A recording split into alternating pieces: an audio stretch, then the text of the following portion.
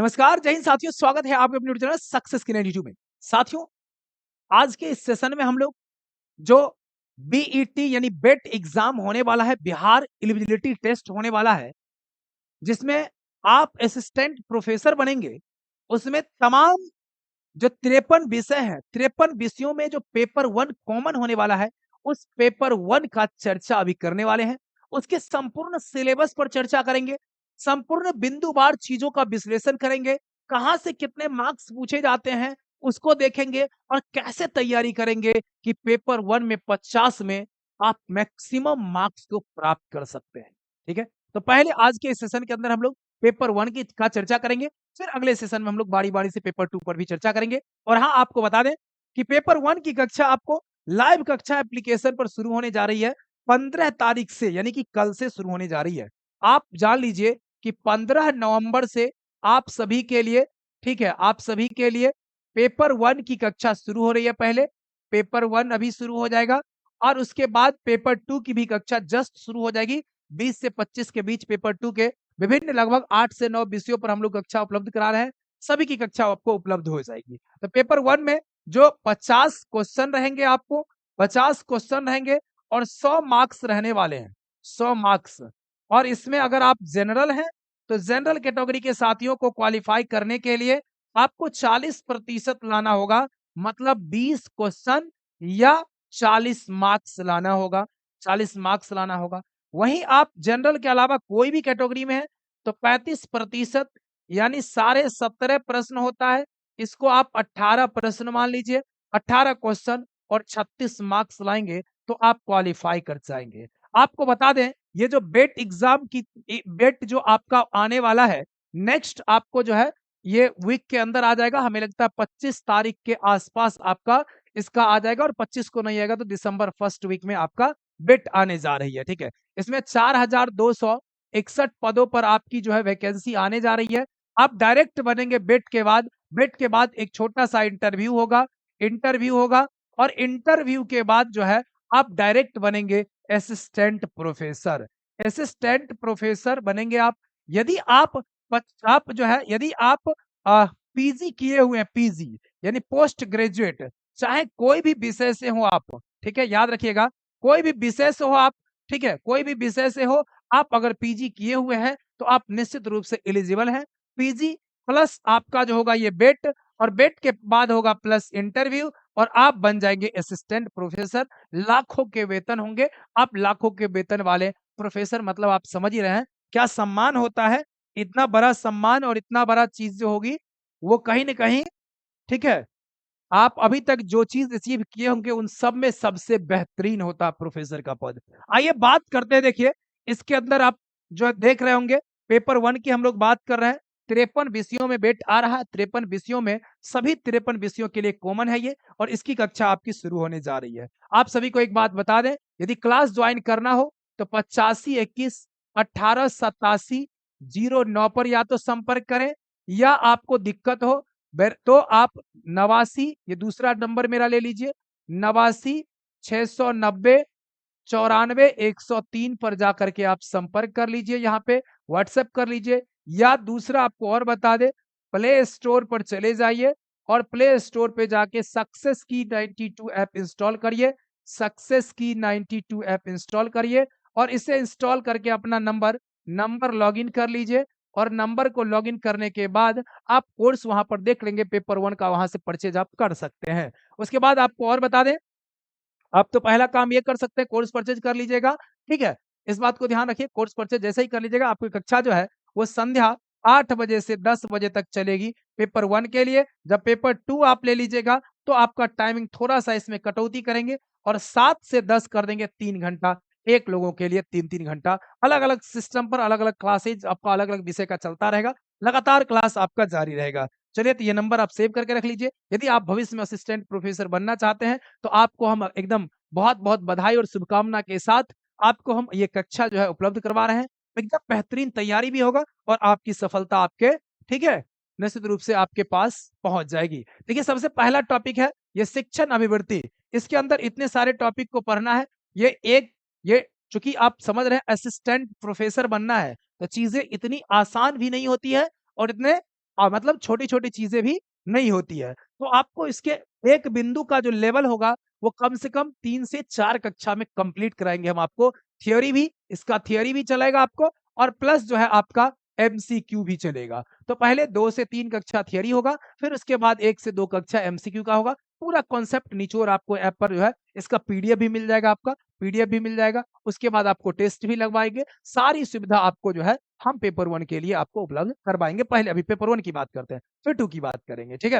यानी कहा जाता है ना, हार कर बैठ जाना मेरी फितरत नहीं है, मंजिल चाहे दूर हो, रास्ता कोई मुश्किल नहीं होता है। तो ध्यान रखिएगा इस बात को। तो ये आपका है कि शिक्षण अभिवृत्ति से संबंधित है आपका। तो ये पहला टॉपिक है शिक्षण, इसकी अवधारणा, उद्देश्य, शिक्षण का स्तर, ये स्मरण शक्ति आदि से संबंधित है। मूल अपेक्षाएँ जो होती है, अपेक्षाएँ, इन सबको देखेंगे। शिक्षार्थी की विशेषता को देखेंगे, किशोर और वयस्क शिक्षार्थी की अपेक्षा क्या-क्या होती है, शैक्षिक, भावात्मक, संज्ञानात्मक, व्यक्तिगत भिन्नताएँ क्या-क्या होता है, इन सबको देखेंगे। शिक्षण प्रभाव जो प्रभावक है तत्व, शिक्षक, सहायक सामग्री, संस्थागत ये सुविधाएँ, शैक्षिक वातावरण, उच्च अधिगम संस्था, इन सबको देखेंगे, ठीक है? अब यहाँ पर देख लीजिए शिक्षण की पद्धति है, अध्यापक केंद्रित बनाम शिक्षक केंद्रित जो है ये शिक्षार्थी केंद्रित यानी बाल केंद्रित, ऑफलाइन बनाम और ऑनलाइन, जो ऑफलाइन की स्थिति है, ऑनलाइन की स्थिति है, ऑनलाइन आप कक्षा कर रहे हैं, ऑफलाइन कर रहे हैं, ये सब देखिए टॉपिक है। शिक्षण सहायक प्रणाली, परंपरागत प्रणाली क्या था, आधुनिक प्रणाली क्या है, आईसीटी की क्या उपयोगिता है। मूल्यांकन प्रणाली को देखेंगे, मूल्यांकन के तत्व हैं, मूल्यांकन किस-किस प्रकार से होते हैं, उन सबको देखेंगे। मूल्यांकन में निदानात्मक मूल्यांकन जो होता है, उसके बाद उपचारात्मक मूल्यांकन होता है, सब देखेंगे। और उसके बाद प्रणाली में मूल्यांकन, कंप्यूटर आधारित परीक्षा मूल्यांकन पद्धति में नवाचार, इन सब बिंदुओं को देखेंगे। अब आपको बता दें ये जो पहला टॉपिक आप देख रहे होंगे, इस पहला टॉपिक से 5 प्रश्न रहेंगे, कितने? 5 प्रश्न आपको रहेंगे, 5 प्रश्न यानी 10 मार्क्स पूछे जाएँगे इसी से। एकदम क्लियर कट है, टॉपिक क्लियर कट है, इसी से आपको 10 मार्क्स पूछे जाएँगे, यानी 5 प्रश्न पूछे जाएँगे। एक टॉपिक आपका ये आपके सामने आ चुका है। अब आगे बढ़ेंगे देखिए दूसरे टॉपिक की ओर। दूसरा टॉपिक है शोध अभिवृत्ति। अब देखिए जब ये असिस्टेंट प्रोफेसर बनेंगे तो निश्चित रूप से शोध वगैरह पर तो काम होगा ही होगा। तो शोध अभिवृत्ति की बात करेंगे तो इसमें क्या है, शोध का अर्थ क्या है, प्रकार क्या है, उसका विशेषता क्या है, प्रत्यक्षवाद क्या होता है, प्रत्यक्षवाद शोध के उपागम क्या होते हैं, शोध की पद्धति कौन-कौन सी होती है, प्रयोगात्मक है, उसके बाद विवरणात्मक है, ऐतिहासिक है, गुणात्मक है, मात्रात्मक है, शोध के चरण कौन-कौन से होते हैं, शोध प्रबंध एवं लेखन होता है, फॉर्मेट और संदर्भ की शैली होती है, शोध में आईसीटी का क्या प्रयोग होता है, शोध नैतिकता होता है। तो यानी कुल मिलाकर के आप देखें तो ये जो शोध अभिवृत्ति की जो टॉपिक है, इससे भी आपको 5 प्रश्न रहेंगे, 5 क्वेश्चन रहेंगे और 10 मार्क्स रहेगा। एक पॉजिटिव बात ये है कि आपको एक बात ध्यान रखना है कि इसमें नेगेटिव नहीं है। आपका जो प्रश्न जितना भी पूछा जाएगा, नो नेगेटिव है और अगर नेगेटिव नहीं है, तो आप अगर थोड़ा-सा ध्यान देंगे तो निश्चित रूप से रिजल्ट आपका हो सकता है। जब रिजल्ट हो जाएगा तो जेआरएफ के लिए भी जा सकते हैं, उसके बाद आप असिस्टेंट प्रोफेसर के लिए इंटरव्यू तक जा सकते हैं। इंटरव्यू में अगर जा गए तो बस बल्ले-बल्ले है फिर तो। तो ये आपका जो है ध्यान रखिएगा। उसके बाद बौद्ध से संबंधित प्रश्न है। इसमें क्या होता है, गद्यांश दिया जाता है और गद्यांश से संबंधित 5 प्रश्न दिए जाते हैं। एक गद्यांश से 5 प्रश्न आया, 10 नंबर आ गया, वहीं से बात खत्म हो गया। तो गद्यांश से देख लीजिए। संप्रेषण की बात करते हैं, संप्रेषण के अर्थ जो है यहाँ पर, उसके बाद जो है इसके प्रकार, उसके अभिलक्षण है। प्रभावी संप्रेषण कैसा होता है, वाचिक एवं गैर वाचिक अंतर, सांस्कृतिक एवं सामूहिक संप्रेषण, कक्षा संप्रेषण, प्रभावी संप्रेषण की बाधाएं, जन मीडिया एवं समाज किस तरह का होता है, हर बिंदु पर हम लोग चर्चा करेंगे। गणितीय तर्क और अभिवृत्ति में गणित के कुछ ऐसे पॉइंट्स हैं, गणित के 5-6 चैप्टर हैं, उसी को पढ़ना है केवल। उसके बाद ये जो है तर्क शक्ति जो होता है आपका रीजनिंग के अंदर 5-6 चैप्टर है, उसको पढ़ने लगभग 10 से 12 चैप्टर है। जितना चैप्टर उतना क्लास हो जाएगा, बात खत्म हो जाएगा। मतलब उतना नहीं तो कम से कम उसमें 1-2 क्लास और ऐड किया जाएगा और उसमें आपका काम खत्म हो जाएगा। तो गणितीय तर्क अभिवृत्ति के अंदर आप देख रहे होंगे जैसे रीजनिंग के अंदर आपको श्रेणी पढ़ना है, अक्षर श्रृंखला पढ़ना है, कूट पढ़ना और रिलेशन पढ़ना है। गणित के अंदर पढ़ना, अंश हर के बारे में पढ़ना है आपका। उसके बाद जो टुकड़ा वगैरह वाला होता है वो पढ़ना है, समय और दूरी पढ़ना, अनुपात, समानुपात, प्रतिशत पढ़ना, लाभ, हानि पढ़ना, ब्याज और छूट पढ़ना। इससे 5 प्रश्न रहेंगे और 10 मार्क्स आपको मिलेंगे। 5 प्रश्न और 10 मार्क्स मिलेंगे यहाँ पे। अब आता है युक्ति तर्क की बात करिएगा। युक्ति तर्क के अंदर देखिए यहाँ पर क्या सब आ जाता है। युक्ति तर्क, युक्ति के ढांचे का बोध होना, ठीक है? यहाँ ध्यान रखिए, बोध, युक्ति के रूप, ये निरूपाधिक तर्क वाक्य का ढांचा, उसके बाद अवस्था। एक-एक बिंदु पर हम लोग जो है क्लास देंगे, एक-एक बिंदु पर एक-एक क्लास होगा और उस क्लास का अंदर जो है एकदम जो विश्लेषण के साथ थ्योरेटिकल चीजें होंगी, उसके बाद आपका जो है एमसीक्यू भी करवाया जाएगा। उसके बाद देखिए औपचारिक, अनौपचारिक, युक्ति, दोष, भाषा का प्रयोग, शब्दों का लक्ष्य और जो है और उसके बाद क्या है, वत्सर्थ विरोध का परंपरागत वर्ग, व्यक्ति के प्रकार, निगमनात्मक और आगमनात्मक युक्ति का मूल्यांकन और विशिष्टीकरण, उसके बाद अनुरूपताएं, वेन आरेख, और वेन आरेख जो आता है, वेन आरेख डायग्राम से संबंधित चीजें भी आपको पूछी जाएगी। तो ये जो है आप यहाँ से समझ सकते हैं, यहाँ से भी आपको जो है 5 क्वेश्चन रहेंगे और टोटल 10 मार्क्स यहाँ से भी आपको देखने को मिलेगा।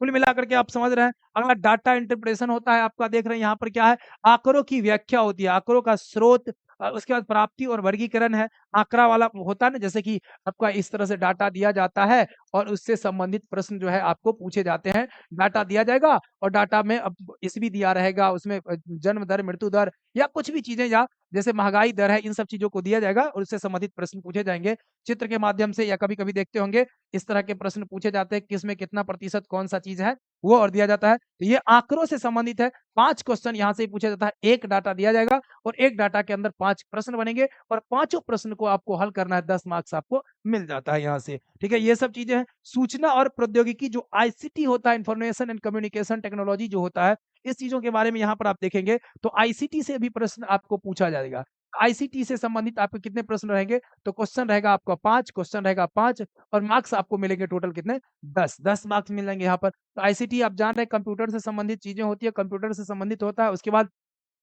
जो विभिन्न टेक्नोलॉजी है, टेक्नोलॉजी से आप बच्चे पढ़ रहे हैं, आप पढ़ रहे हैं, हम पढ़ रहे हैं, सभी लोग जो टेक्नोलॉजी का उपयोग कर रहे हैं, इंटरनेट से संबंधित ईमेल, सर्वे, ये कॉन्फ्रेंसिंग की मूलभूत बातें, उच्च शिक्षण की में डिजिटल पहल, आईसीटी और सुशासन, ये सारी चीजें जो है आप यहाँ पर देख पाएंगे। आगे बढ़ेंगे, अगला हम देखेंगे। अगला जो हमारा है लोक विकास और पर्यावरण, ये हमारा 9वां टॉपिक है। लोक विकास और पर्यावरण से संबंधित चीजें यहाँ पर ध्यान देंगे। विकास और पर्यावरण किस तरह से हुआ है उसको देखेंगे। ये मानव और पर्यावरण समव्यवहार को देखेंगे। उसके बाद पर्यावरण परक के मुद्दे जो है इसके अंदर, स्थानीय मुद्दे, क्षेत्रीय मुद्दे, वैश्विक वायु प्रदूषण, जल प्रदूषण, मृदा प्रदूषण, सबको देखेंगे एक एक करके। उसके बाद आता है ध्वनि प्रदूषण भी देखिए, इसके अंदर आ जाता है। ध्वनि प्रदूषण जो होता है उसमें ठोस, तरल, बायोमेडिकल, उसके बाद जोखिम पूर्ण, इलेक्ट्रॉनिक, जलवायु, सभी को देखेंगे इसमें, चूंकि लोक विकास और पर्यावरण इसमें आता है। तो मानव स्वास्थ्य पर प्रदूषण का प्रभाव किस तरह से पड़ता है, निश्चित रूप से आप देख रहे हैं। अभी अभी जैसे दिल्ली का एयर का लेवल देखते होंगे, आप देखते होंगे AQI लेवल जो होता है वो दिखाया जाता है। आप कई जगहों का, कई बड़े बड़े शहरों में देखते होंगे, ये प्रदूषण का प्रभाव शरीर पर क्या पड़ता है, किस प्रकार से जो अस्थमा जैसे बीमारी होती है, जो श्वसन से संबंधित, ये फेफड़ा से संबंधित जो बीमारियां होती है, ये सब चीजें जो है देखने को मिलेगा। उसके बाद दिल से संबंधित बीमारी आता है इसके अंदर। अब देखिए, ये सौर ऊर्जा, पवन ऊर्जा, मृदा, जल और भूताप ऊर्जा की बात करेंगे यहाँ पर। प्राकृतिक जोखिम से भरे आपदा जो होता है, आपदा जैसे बाढ़ हो गया, जैसे भूस्खलन होता है, जैसे भूकंप होता है, इन सब चीजें, ये जो आपदाएं आती है उससे संबंधित। पर्यावरण अधिनियम 1986, जलवायु परिवर्तन संबंधित राष्ट्रीय कार्य योजना,